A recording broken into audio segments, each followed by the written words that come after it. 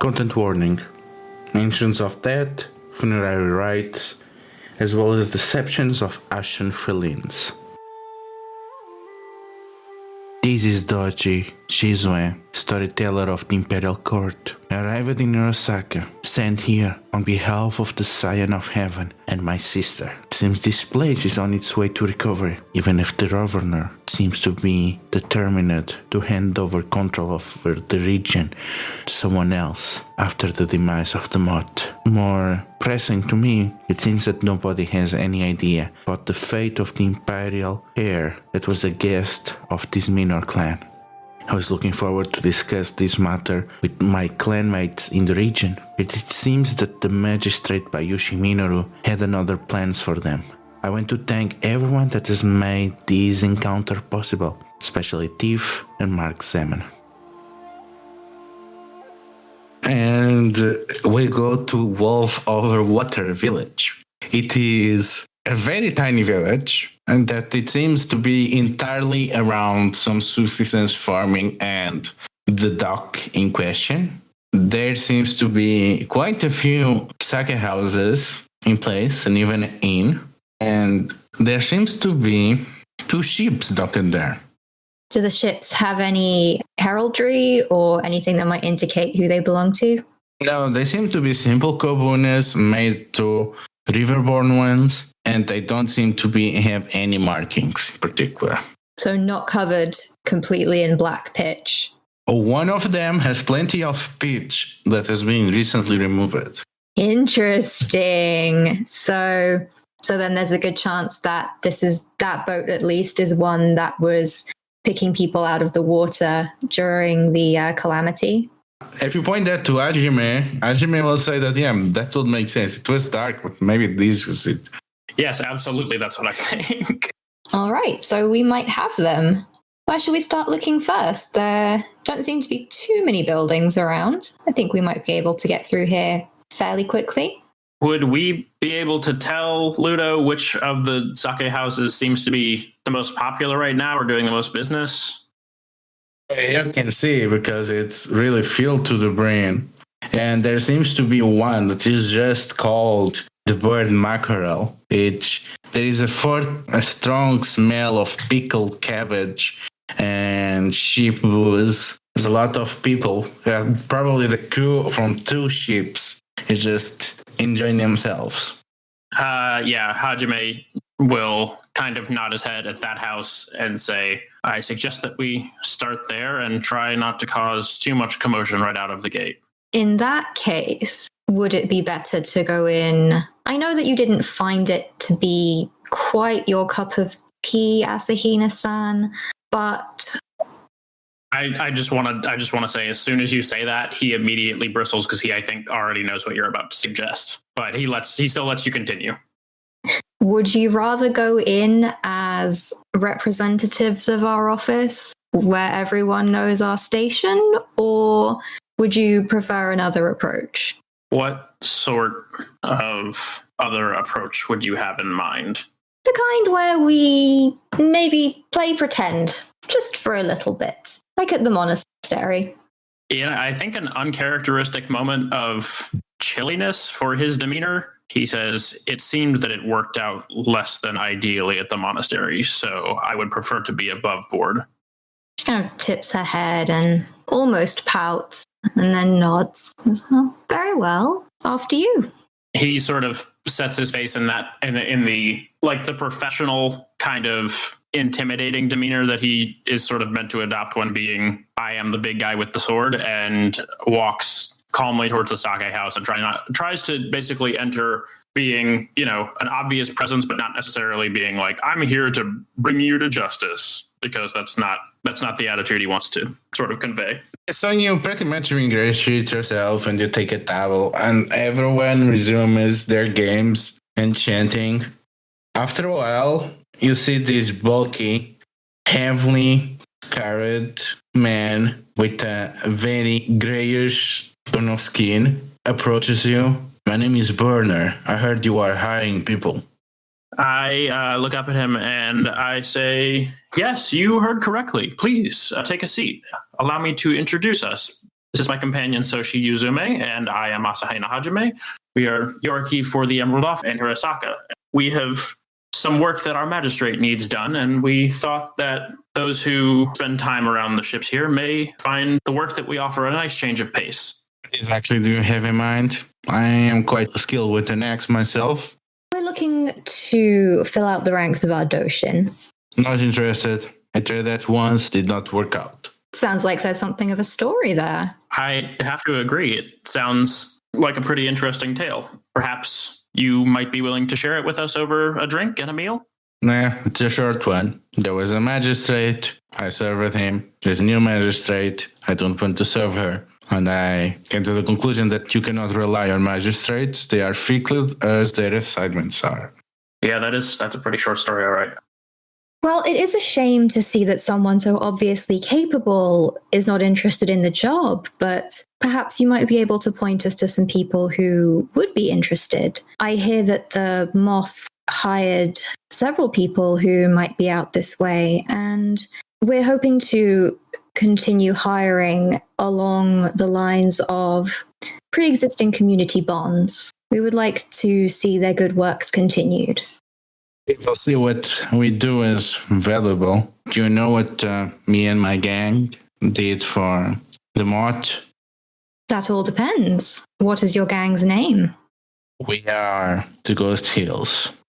All right, so we have heard of them. Do we have the exact story? I know they did something and the Moth were like, you're redeemed. But do we know exactly what that was? Yeah, that's the thing. They did not do something and they were redeemed. Is they were criminals and they were given jobs instead of punishment. Okay. I suppose we are a little foggy on the details. But details aside, we are aware that the Moth always thought very highly of the Ghost Heels. It's for that reason that we came to seek out work in this area. Or I should say labor in this area, I guess. Well, they considered the project a success and the people loved them for it. And honestly, it's better than living as a bandit or a pirate. I don't expect you, samurai, to understand, but we don't do what we do by choice. And we do what we do because there are people relying on us. And the Moth took care of our people, saw why we did what we do, and recognized that surviving in the conditions that we're forced upon gave us excellent skills that could help dealing with arson, mundane and spiritual. This is what we did for the Moth. Now, Ludo, when he says skills dealing with arson, is he implying that they investigated arson? Is that what I'm supposed to read into that there? Hajime basically knows that they were an arson investigating unit. This is why she finds the whole thing nonsense. You know, what sense is there for a firefighter to go after the fact investigating arson? And also, if you're going to have something like that, how are you going to feel? Why are you going to feel it with criminals? This is why Hajime really finds them stupid concept. Yeah, I mean, I think that's probably that's definitely true, but I don't think that would necessarily obfuscate knowing that if they were capable, that doesn't change it doesn't change the fact that they are capable. And further, I also would say, I think that the note that he just made about doing things because you have to and not necessarily because you want to, that strikes a chord with Hajime. That's, he's familiar with that, especially due to some recent events where he participated in activities very similarly, and says as much. Because I understand, though I cannot possibly understand your position or the particulars of what you have been through, doing things because one has to versus because they are what one wants to do, I think are an experience that many understand. And I think he raises his glass. Burner does not raise a glass. Yeah, I get you. Unfortunately, I'm afraid you are too late. I don't think you're gonna get the whole gang back. Most of us have just signed it with someone else. You can hear a bell ringing outside. Well, seems they are here. They have a sense of timing.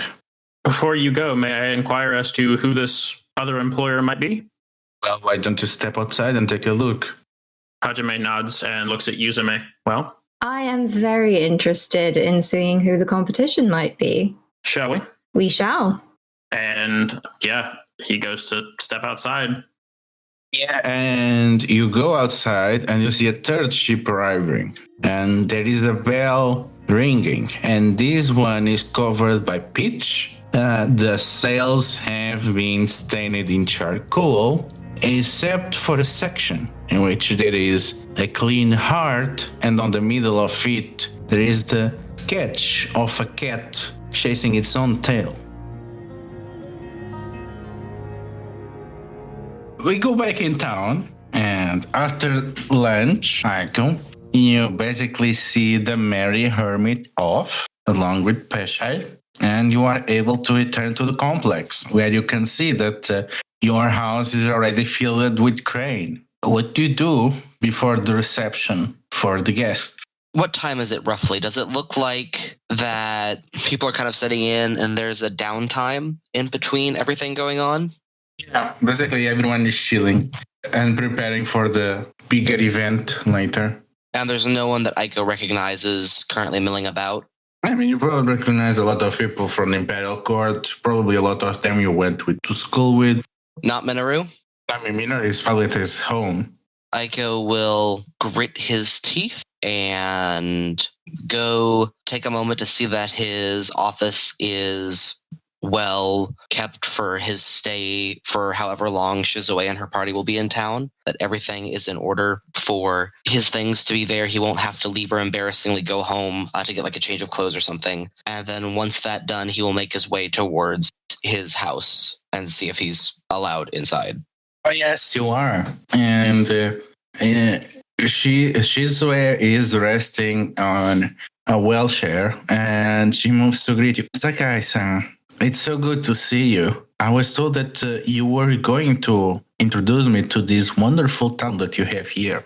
Aiko delivers a deep bow and says, Shizue-sama, it is a delight to see you again, though the location may not be the most refined of places we have met in. It carries its own charms and graces. I must apologize for my absence. There were pressing matters that Minoru-san found it most important to assign me to, but I am most delighted to see that you have made your home here. Yes, you have a delightful little place, and I've been very curious to meet it, despite the dark news that torment our clan. I do what I can to carry the beauty of our clan here into my office and spaces, and I am heartened to hear of the wonderful tales I am coming from the imperial courts of the virtues of our clan on display for the rest of the empire to see in the face of these trying times. Now we still have a couple of hours before dinner. Why don't you show me the best places around Hirosaka? I would be honored, Shizue-sama. So where do you take her, and who do you take alongside her? Does she have like a retinue that's coming with her? Yeah. How many? Probably a dozen or so. So would you say there's about 2 or 3 places we have time to visit? Definitely. Then spot number 1 will be the House of the Porcelain Heron. Spot number 2. The House of Porcelain Heron is out of town. Oh, is it out of town? Yeah. I was under the impression it was in Hirosaka. Also, she probably knows it. She probably been there on the way here. Then in town, we definitely have the community center to show off. We have what is currently under construction right now? Did we establish that the samurai quarters are being constructed? Not yet. Okay, so currently all we have to show is the commoner's quarters and the magistrate station that she's already in. In that case, Aiko will show her 1, the community center, 2, the small cliff overlooking the River of Gold as it flows south, where he takes time to compose his poetry, and 3, the House of the Evergreens. And Shizue seems quite taken with Hirosaka. And finally, by the time you get to the House of the Evergreens, where Baba serves personal tea to all of you, and Sanai joins, is the patron to greet them in person. She seems to have had a nice time. Aiko's goal is definitely to get like the attitude of Hirosaka, like rebuilding the community coming together, the charms and virtues She was trying to give her a story to tell the imperial court of like the people of Rokugan, like surviving and coming out more beautiful than before.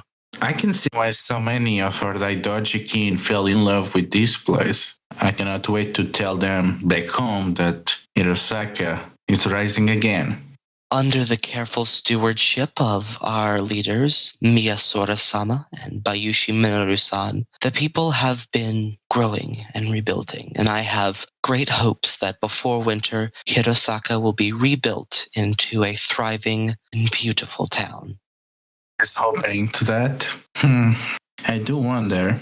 Winter is going to be a challenge for Series community, but how about summer? There are grumblings about war in the north, and honestly, the Imperial Court is very outraged by the crab deploying iron turtle ships to war rivers. You know what those things are designed for? I spent some time in Miyamikage. When first arriving, we made it a top priority to speak with all the local representatives. I understand they're the Imperial Court's concerns. However, there, as of right now, seems to be an understanding that the crab are employing their ships to support the Imperial efforts here within Hirosaka. I do not have cause from any of them yet to be concerned. The crab will not be a problem to the rest of the clans come summer. It is my deepest wish that myself and the rest of my members of the Imperial Office are able to bring about Lady Doji's peace and serenity to this already ravaged land. That is not what I asked of you, Sakai. It is my understanding, Lady Shizue, that the crab are straightforward in their endeavors in Hirosaka. If they are treated with respect, I do not believe that they will endanger the people. Good to know. I have to say, the only reason why more members of the Trade Council have not returned here is because they have been worried about so many ships traveling back and forth. It's bad enough for the crab. There have been reports that mantis have gone all the way to Scorpion Land somehow. I have not seen the ambassadors of the mantis in Hirosaka yet, but I can assure you their presence will not be well received if they behave in the manner that we know them to be. However, I do wish, Lady Shizue, that you ensure the council that preparations are being made to establish Hirosaka as a center of commerce, and they are more than welcome to reach out to me to ensure they have the proper lodgings available. Excellent. They're quite happy, you know. Their warehouses seem to be mostly untouched. All their investments in Hirosaka is going to pay off. It is my belief, Lady Shizue, that as the Merchant Council has spent so many generations overseeing the harmony and prosperity of the Emerald Empire, they will be able to continue to do so here. For better or for worse, this project has attracted the whole attention of the Imperial Court. There does not go a single day without anyone decrying the project of the River of Gold in court. There's always someone that considers this an irresponsible expense and something that is bound to fail and it's gonna bring shame and disgrace to all samurai involved. In Oto Sanushi, they don't think highly about this. That's why I have to come and see it in person. What will the story be that the Imperial Storyteller carries back to the castle, if I may ask? It will be that the River of Gold is what people make of it, and that those that don't see an investment here to all the dedication of the Empire, well, they are still stuck in the 8th century and have not realized how much the Empire needs to change. I believe that is a story I can carry to a satisfying conclusion here in Hirosaka, my lady. Our time goes short. Is there any place that you would like to show me before dinner? trying to remember, Hirosaka is split into east and west banks with the river flowing down the middle. Is there like any place that we could make in time before dinner that like overviews Hirosaka and shows off the sections that have already been rebuilt in the short amount of time? Like some sort of small hill or something outside the city that like paints a picture of the potential? I think the walls near the gate where the House of the Evergreen is, they probably are a good place. And if you walk alongside the walls until you return to the complex, that is going to allow her to see the whole southern section and then see on the other side of the bank all the spaces that can be developed. Okay, then yeah, I think Aiko will take her and the party up on a tour around the wall and makes specific effort to point out the rebuilding. If he knows any specific names, like the tattooist that he met or the time he spent, within the community, pointing out homes or craftsman shops or virtuous places to give little personal connections and sparks of life to the town and give it a personality. Back to the pirate zone, what are the reactions of the other two? Just open mouth, just staring, and just sort of looking at each other back and forth and jumping up and down. This shocks Yuzume quite a lot because to her, the flag is a very clear reference to the charcoal cat she was given by Kaikoga Ren. And seeing that it's a flag actually kind of crushes her a little bit. She had been holding on to this hope that the charcoal cat was a lion, that it was Shogo, something that indicated that maybe he'd survived the fire and had taken Kaikoga Ren's daughter somewhere safe. So this is kind of confirming that she was wrong and that she was holding out this hope for nothing. So she's kind of really upset by this. I don't know. I'm assuming that Yuzume probably didn't share the charcoal cat thing with Hajime at any point. So that may be incorrect, but I don't believe that we've had that conversation. So I don't know if I have had that particular association, but correct me if I'm wrong. You can always be like, yeah, they did talk about that because Minoru obviously knew. So then, yeah, I don't know if I would have that association. Would this be visible on her face? One half of it, yeah. I think she's very upset. They want to have her just like kind of standing and crying and, just have some tears roll down and maybe like gawping, trying to find something to say and clutching her sleeve. Yeah, I think I've started to walk towards it and then realized that Yuzume is not next to me, and I turn around and see the tears and kind of slightly confused, but also worried. He just says, "Yuzume-san, what's the matter?" He didn't make it. I thought perhaps he'd found a way out, but I suppose he didn't make it in the end. She sort of rolls her shoulders and stands up straight and wipes the tears away. Suppose we should go. I don't think I need clarification on who she's talking about because I think about him a lot too. He kind of lets that professional facade slip a little bit and says, "I miss him as well, Yuzume-san, every day, but we can spend time mourning him later. For now, we're here on business." We are, and this business is more complicated now than we had originally thought. How is that?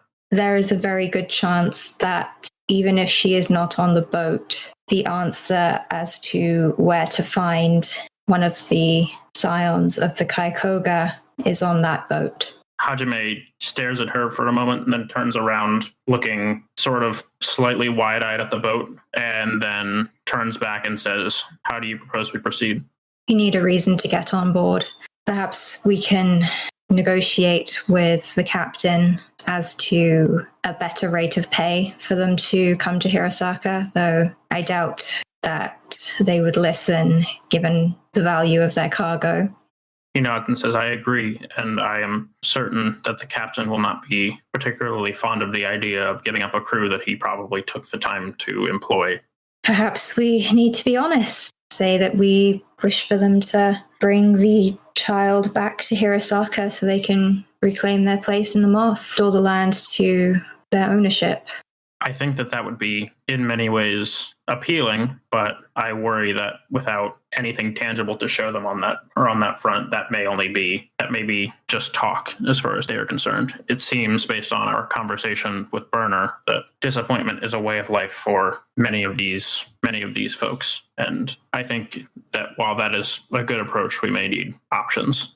Perhaps we just try to find out as much as we can so that we can find them again later. He nods and says, I think that is certainly a good start. He sort of straightens up and puts that professional face back on, and then kind of like sad half smirks and says, shall we? We shall. It seems that that is the boat that the Ghost Hills have, which they seem to be boarding. And then there seems to be the boat of the Hard Cat that is next to it, is waiting. And there is no doubt about that is a pirate crew. They have the look of hardy, leathery men and women, and nothing of despair and brutality to them. All right, so I guess we're going to try and catch someone's attention. Yeah, I certainly want to try to make sure that this doesn't enter hostilities necessarily, because I have a feeling that, we're both quite talented, but there are a lot of them. True.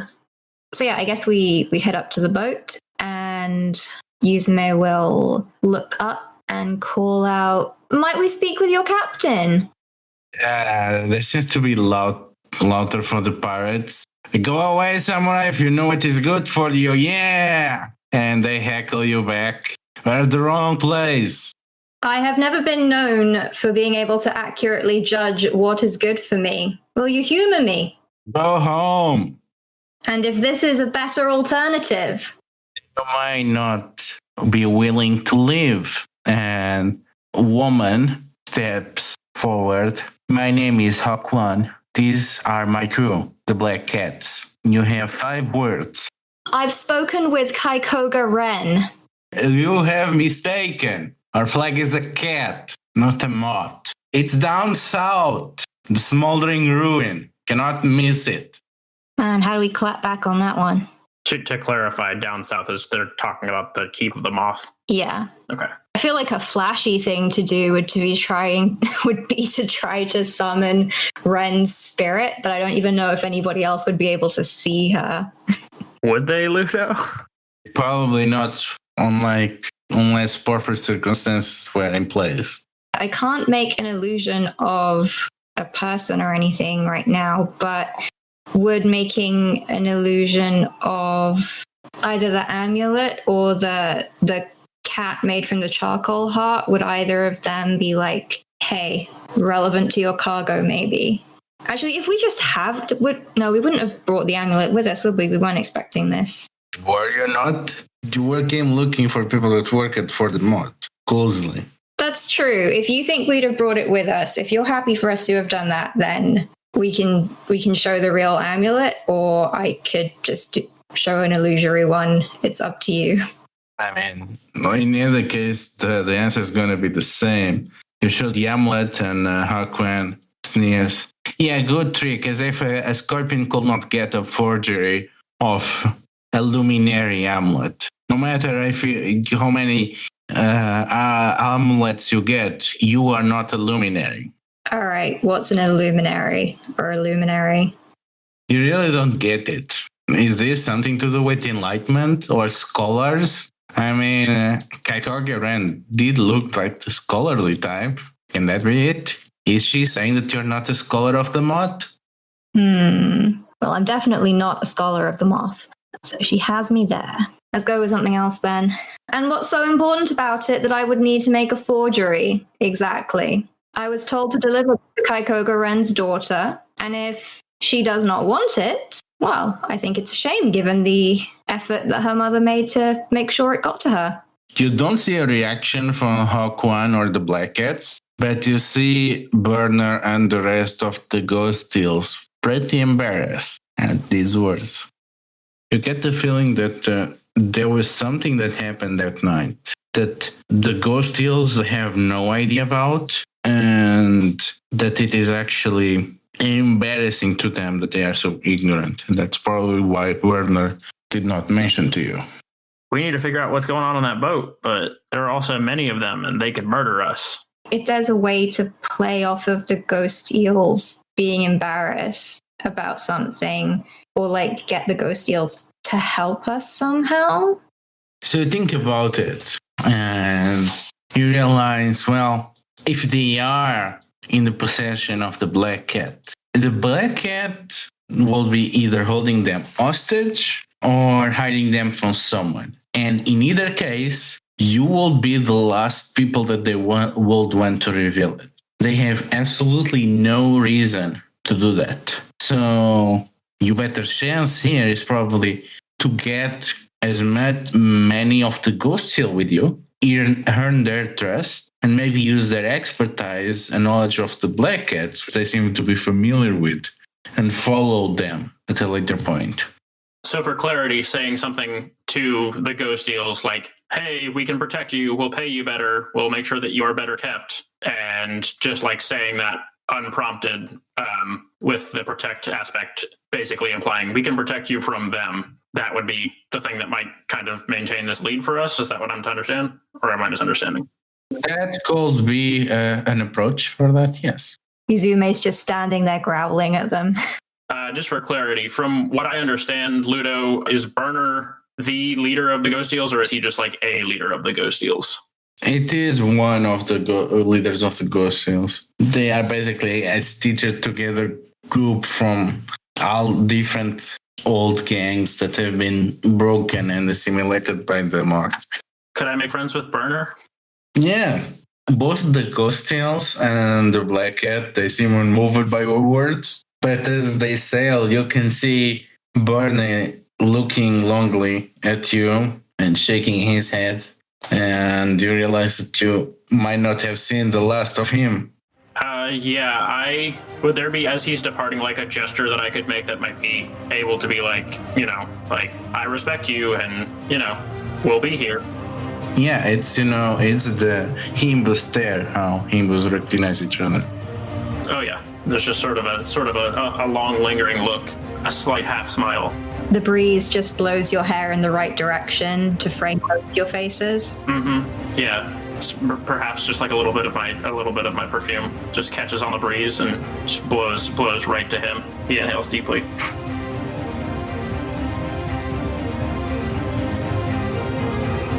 So the four of you go back for dinner with Shizue, and everyone is gathered for dinner. And it is organized in the courthouse that has been cleared to have large tables, basically to host all the officers of the Seventh, of Sepun, the Three Imperials, and also the extensive delegation of the Crane. And the four of you, along with the Three Imperials, you are sitting next to Shizue.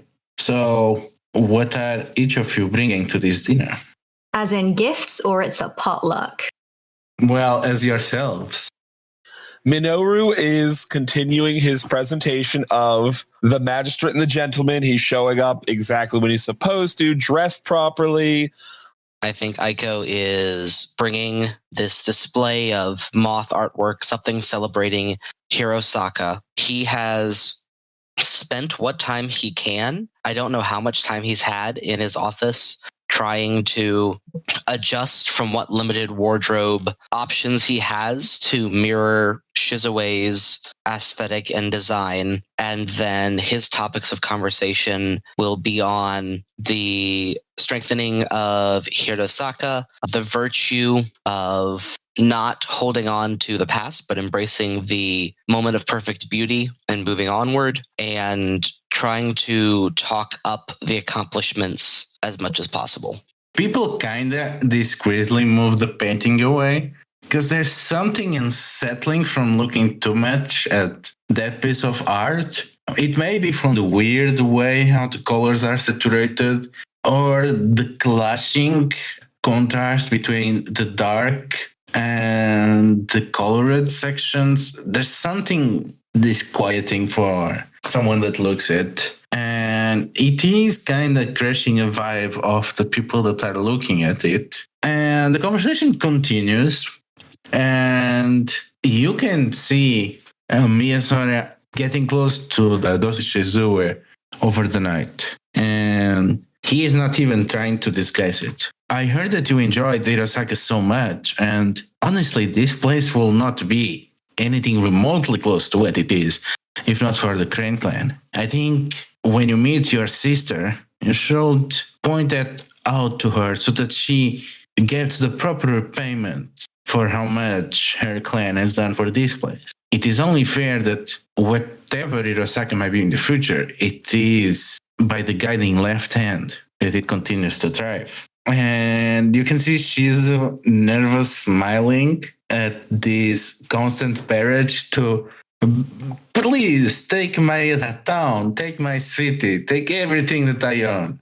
So, Hajime, you recognize the expression that you have when you just had lunch and you leave an amazing stall and you just cross the street and you find another stall and you absolutely cannot take any more bite, but you just have your senses invaded and you really want it and really want it, and then you eventually buy it and you end up regretting. Yeah, you recognize that expression because it is the same. On Sora's face or on Shizue's face? As in, like, she's like, despite the fact that she doesn't want to, she's digging this? Is that what I'm supposed to understand here? Well, it's like it's one nice thing after another, and you just don't want to eat anymore, but like it's nice, like that kind of feeling, right? And then you see more delicious food, and then you cannot resist, but you should not. So it clicks in your mind that, oh yeah, I could talk about this, about the things that he wrote to the Crane, informing about what the Emerald Office knows, what they and the other clans have been doing. And you realize the Crane are hungry for Hirosaka. They want it more than anything else that they could ever wanted. But Shizue, because she and her sister are aware that people are aware of their machinations, and there are so many things at hand, like who will host the next Winter Court and who will be the next Emerald Champion, and they need the reputation to who's there. And what if it comes out that they did the things that they did and then they got Hirosaka? That will ruin their big moves at the level of the Empire. But they really want it. They've been working to get this since the last 3 years. How rude. And Shizue is basically trying to contain herself, as you know. Sora keep shoving on her face the thing that she wants so much, and she's trying not to bite. I just sort of start talking, and people are like, "That's nice, dear." You know that Kazuki is looking at you, and she realizes that Shizue is in trouble, even if she does not know why. And she actually steps in, and even if she did not get the message, she approaches Shizue. And yes, the left hand has played such an important role.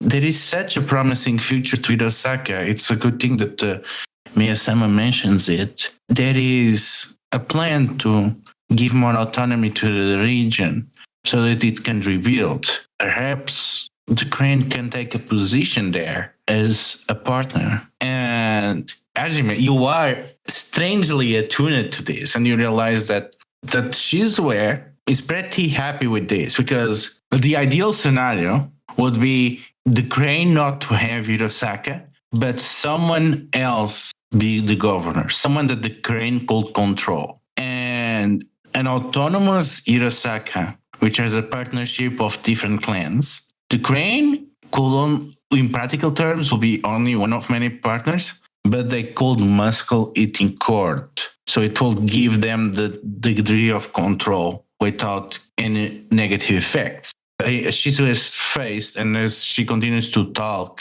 with the Otomo, that she is intrigued by the concept of the autonomous zone, but she is afraid of the same thing that would be a problem if they were just to take Miyasara on his offer. That if the autonomous zone fails, the Crane reputation will be completely slandered. And at this point, between the two options, Shizue is looking for someone to do something that can give the table an excuse to change subject.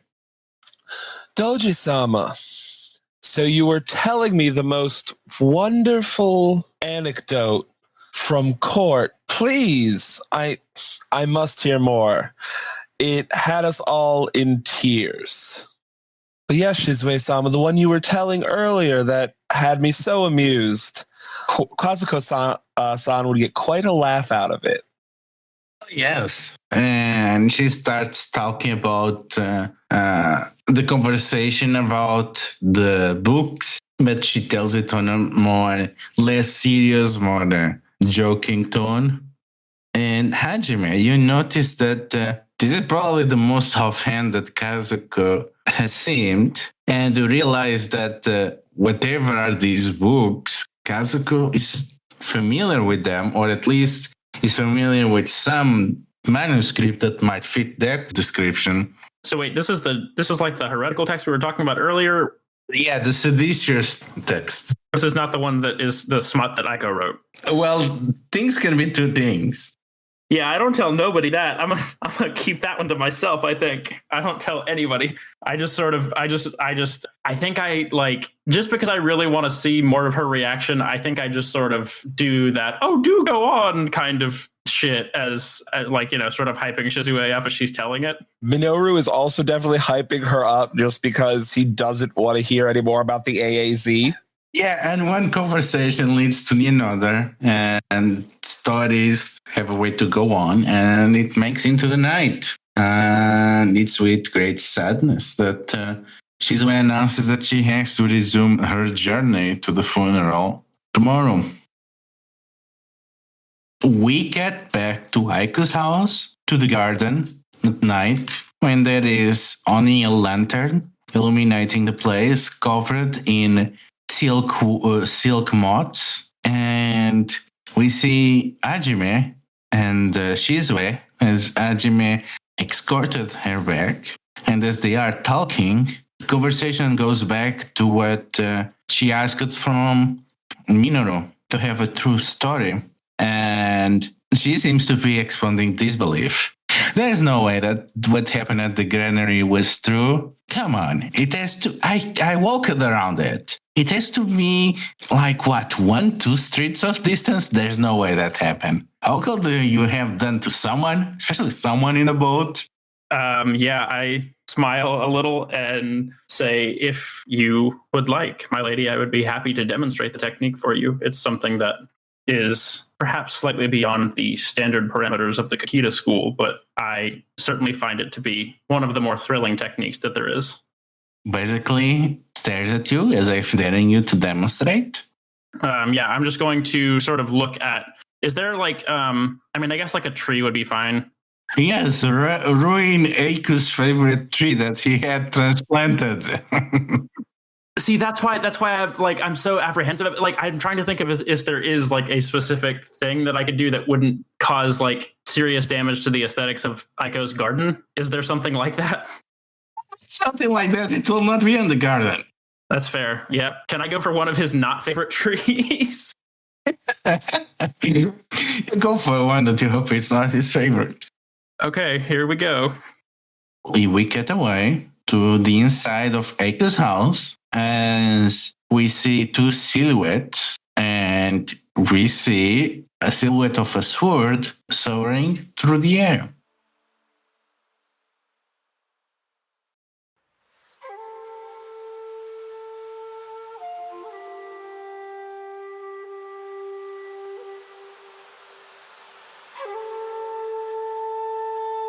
The Emerald Lands, their wonders and horrors were played by Ludo. They can be found at Delethiel on Twitter and Itch.io, as well as at Heroes of the Republic. Bayushi Minoru was played by Brad. He can be found on Discord at BZAJ1648, and at Twitter at BZAJDA Barbarian. Sakai-no-Doji Eiko was played by Evan. He can be found on Facebook as Evan Strite, Discord as PushyMushy1871, and on fellow L5R Actual Play, Secondhand Strife. Soshi Yuzume was played by Charlie. She can be found on Discord as Risalian and on Twitter at BowserJ, where you can find links to her L5R blog. Asahina Hajime was played by Sam.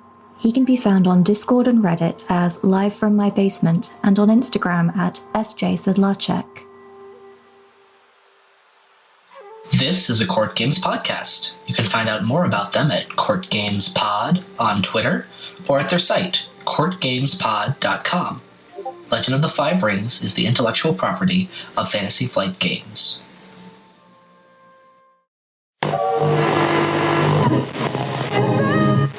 Correctly with the correct amount. D20 Radio, where gamers roll. www.d20radio.com.